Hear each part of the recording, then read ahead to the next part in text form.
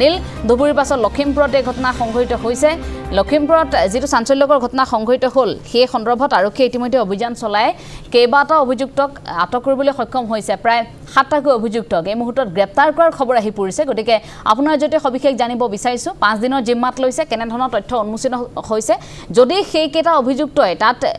গৌধনৰ কটামূৰ পেলাইছিল কি পৰিকল্পনা কৰি পেলাইছিল কাৰ নিৰ্দেশত পেলাইছিল কেনে ধৰণে গুটেই কামখিনি কৰিছিল আপোনাৰ জয়তে জানিব বিচাৰিছো আৰক্ষী তদন্তৰ মুখ খুলিছে নে আটাইকেইটা অভিযুক্তই এঞ্জেলা প্ৰথমে যদি ক'ব বিচাৰো যে কালি যেহেতু 7টাকৈ অভিযুক্তক আৰক্ষীয়ে আটক কৰিছিল প্ৰথমে তাৰ পিছত সোধাপোছাৰ পিছত গ্ৰেপ্তাৰ কৰা হৈছে আৰু আদালতত হাজিৰ কৰাৰ পিছতে তেওঁলোকক 5 দিনৰ আৰক্ষী জিম্মাত লৈছে আৰক্ষী অধীক্ষকগৰাকীয়ে কালি সংবাদমেল যোগে এটা কথা উল্লেখ কৰিছে যে যিকেইটা অভিযুক্ত আছে সেই অভিযুক্তৰ কেইটামান অভিযুক্তৰ বাসগৃহৰ ভিতৰৰ পৰাও গৰুৰ কটামূৰ উদ্ধাৰ কৰিছে আৰু গৰু মাংস উদ্ধাৰ কৰিছে গতিকে তেওঁলোকৰ হাতত সম্পূৰ্ণ এভিডেন্স আছে গতিকে সেই তথ্যখিনি পাবৰ বাবে বা এই গোটেই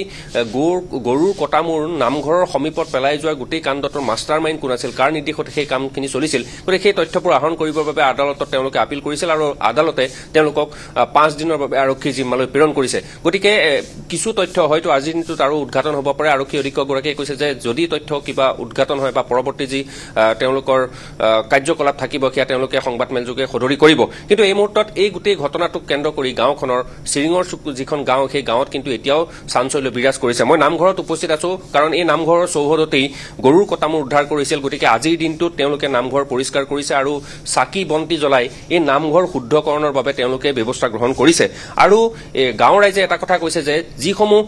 চৰকাৰী ভূমি বেদখল কৰি একাংশ সন্দেহজনক লোকে ইয়াতে বসতি স্থাপন কৰিছে সেইসকলৰ বিৰুদ্ধে গাঁওবাসী একত্ৰিত হৈছে আৰু তেওঁলোকে আজি এই অবৈধ ভূমিসমূহ চৰকাৰী ভূমিসমূহ বেদখল মুক্ত কৰাৰ বাবে তেওঁলোকে প্ৰতিবাদ সাব্যস্ত কৰিব আৰু নামঘৰৰ পৰিৱেশ দেখুৱাইছো যে নামঘৰ চাফ চিকুণ কৰি নিকা কৰা হৈছে আৰু মণিকুটত এগছি চাকি জ্বলাই এই নামঘৰ শুদ্ধিকৰণৰ বাবে ব্যৱস্থা গ্ৰহণ কৰিছে মই নামঘৰীয়াসকল আছে অকণমান কথা পাতিব বিচাৰিছো আজি নামঘৰ পৰিষ্কাৰ কৰি কি কৰিব আপোনালোকে আমি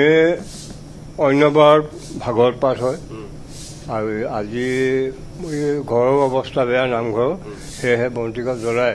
এভাগী প্ৰাৰ্থনা ভগৱানৰ ওচৰত সেৱা জনাই পেলাই প্ৰাৰ্থনা ভাগ কৰি আমি সামৰিম বুলি ভাবিছোঁ কাৰণ কেলৈ আমাৰ যিখিনি পৰিস্থিতি হৈ গ'ল শুদ্ধিকৰণৰ উদ্দেশ্য কৰি পেলাই আমি এভাগ প্ৰাৰ্থনা ইয়াতে সকলো একত্ৰিত হ'ব আজি গাঁও ৰাইজেও একত্ৰিত হ'ম বুলি সকলোৱে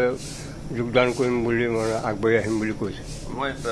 কৈছো এঞ্জেলা মণিকুটৰ দৃশ্য যদি দেখুৱাওঁ তেতিয়াহ'লে কিন্তু এগছি বন্তি ইয়াতে প্ৰজ্বলন কৰা হৈছে আৰু ইয়াতেই তেওঁলোকে চাফ চিকুণ পৰিষ্কাৰ কৰি তেওঁলোকে এই নামঘৰৰ শুদ্ধকৰণৰ বাবে ইয়াতে প্ৰাৰ্থনা কৰিব কিন্তু মূল কথাটো হৈছে যে গাঁৱৰ ৰাইজ আজি একত্ৰিত হৈছে সকলোৱে তেওঁলোকে একত্ৰিত হৈ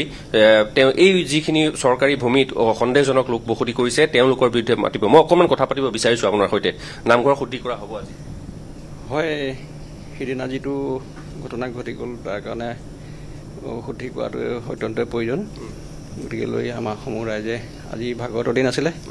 আজি ভাগৱতৰ দিনেই ঈশ্বৰৰ ওচৰতে এই শুদ্ধিৰ কাৰণে আমি প্ৰাৰ্থনা ভাগ জনাব হয় মূল কথাটো হৈছে পবিত্ৰ অনুষ্ঠান পবিত্ৰ ধৰ্মীয় অনুষ্ঠান এই নামঘৰ আৰু নামঘৰৰ চৌহদতেই গৰুৰ কটামূৰ উদ্ধাৰ হৈছিল গতিকে এই নামঘৰ শুদ্ধিকৰণৰ বাবে তেওঁলোকে ব্যৱস্থা গ্ৰহণ কৰিছে আৰু ইয়াৰ পিছতেই মই যদি ক'ব বিচাৰো কালি যিটো আমি বাতৰি সম্প্ৰচাৰ কৰিছিলোঁ যে সত্ৰৰ ইয়াতে সত্ৰত 1998 চনত 97-98 চনত এটা বৃহৎ দুৰ্যোগ দেখা দিছিল যে সত্ৰাধিকাৰ ইয়াৰ পৰা তেওঁলোকে জান প্ৰাণ বচাই তেওঁলোকে ইয়াৰ পৰা যাবলগীয়া হৈছে গতিকে সেই ঘটনাবিলাকক লৈ এই সত্ৰৰ ভূমি যাতে সংৰক্ষণ হৈ থাকে সত্ৰখন যাতে সংৰক্ষণ হৈ থাকে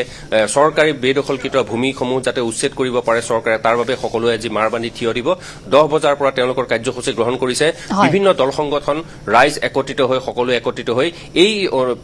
দুষ্কাৰ্যবিলাক যাতে ৰোধ কৰিব পাৰে চৰকাৰে তাৰ বাবে তেওঁলোকে প্ৰতিবাদ সাব্যস্ত কৰিব হয়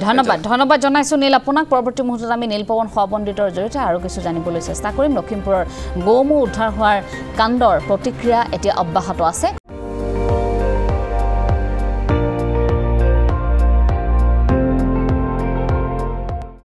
আপুনি চাই আছে ND24 সৰ্বশ্ৰেষ্ঠ নহয় সৰ্বোত্তমৰ দৌৰত